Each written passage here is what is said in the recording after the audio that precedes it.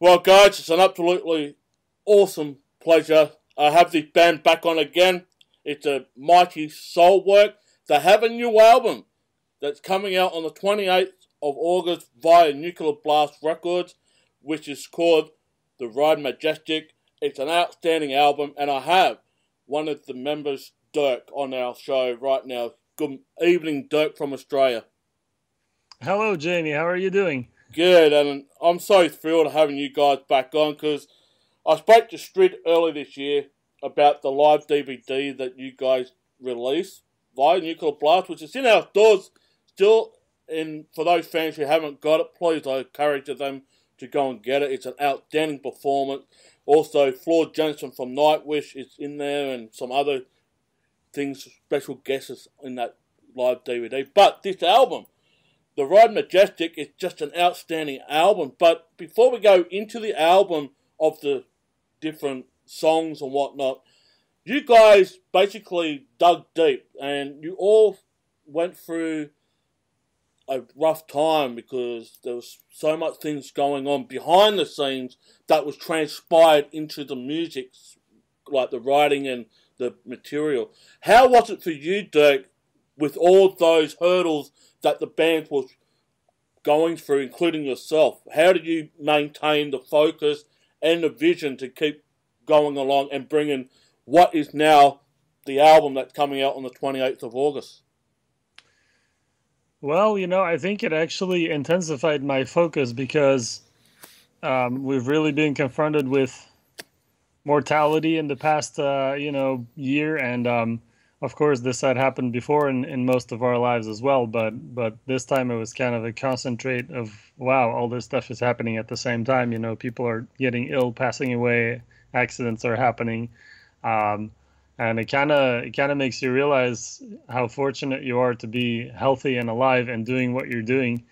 And of course, there were times when these events kind of took all our attention, and that's only normal. But then when we went back to songwriting and recording, we really just tried to tap into those feelings and that energy to really create the best album we could, and I think throughout pretty much every moment of it, I was aware of, that it's really a blessing to be in that position where you can actually go into a studio and record music that people are going to listen to. So it really made me put every, ounce I had in my heart and my soul into the record and into the playing and into the songs, But getting to that mindset of the writing, especially with all the things that was going on around you, did you have to really deep down and show your true emotion through the writing material as such? Because when I hear this album, it just shows a lot of emotion, a lot of passion, and also you're also showing a bit of celebration of the life of some other people in your life that has passed on. Exactly, yeah. I think we really had no choice but to include that because it was so present, if you will, that, even if we tried to block it out, it probably wouldn't have worked. So we decided to embrace it. And a lot of the stuff was written and arranged, in the middle of those events.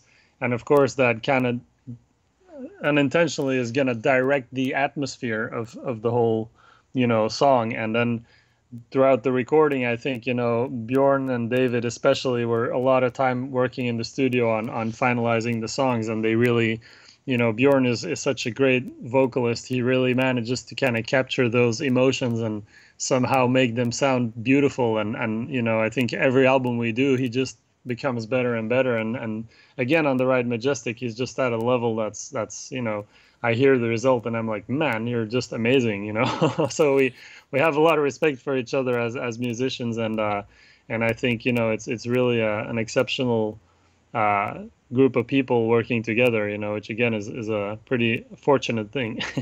And it really shows on the Ride Majestic. The new member, bass player Marcus, has really shined on and also follows through from the other album that was released as a double album, The Living Indefinite.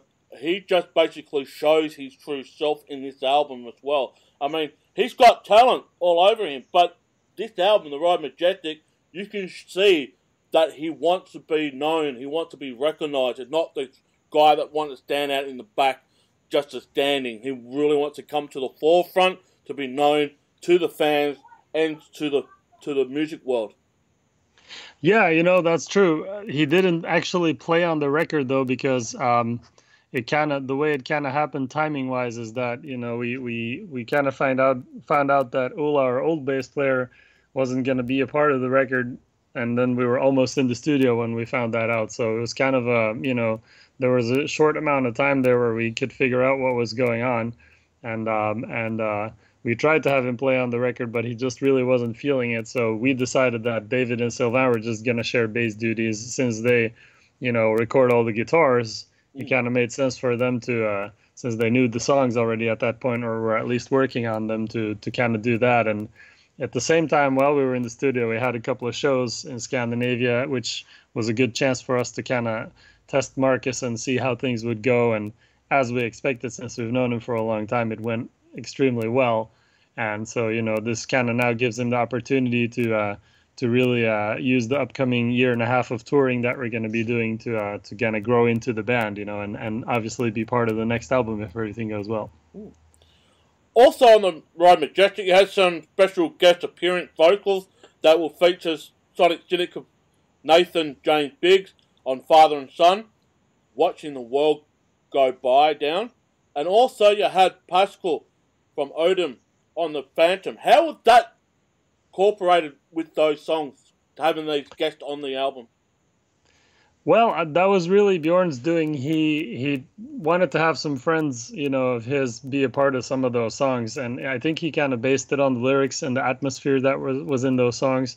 I know Pascal has been a friend of Bjorn since he was young, and since Bjorn recently moved back to the town where he grew up, he kind of reconnected with Pascal, who has had his own, musical stuff going on, and so, it felt natural for them to work together. And kind of the same thing with Nathan. He's been a friend for many years. And, I think Bjorn always tries to kind of think of the song more than his own performance, in the sense that if the song could use something else, or if he could use some outer input, he'll get that, and in that way, it's a beautiful thing. I mean, we always try to make every song a unique entity, because for us, an album has to be an adventure and something that has unexpected things happening, not just a linear thing where if you've heard 3 songs, you've heard the whole thing. And I with the Ride Majestic, it's really an album like that, in my opinion, where every song like surprises you again. It's not like, oh, this sounds like a song I heard 10 minutes ago. No. I want to ask a musical question. How important for a band like Soulwork to stay relevant in today's music business? I mean, this old saying going along that the music business is not the same now like it was 15, 20 years ago. We understand that there's a little bit of a downfall, but there's a positive and a negative. But as a band like Soulwork today, how important is for the band to stay relevant and true to themselves today as it was when you first started out? Jamie, that's a great question. I would say we can't really control part of that, because ultimately the people who listen to our music are going to decide if we are relevant or how relevant we are.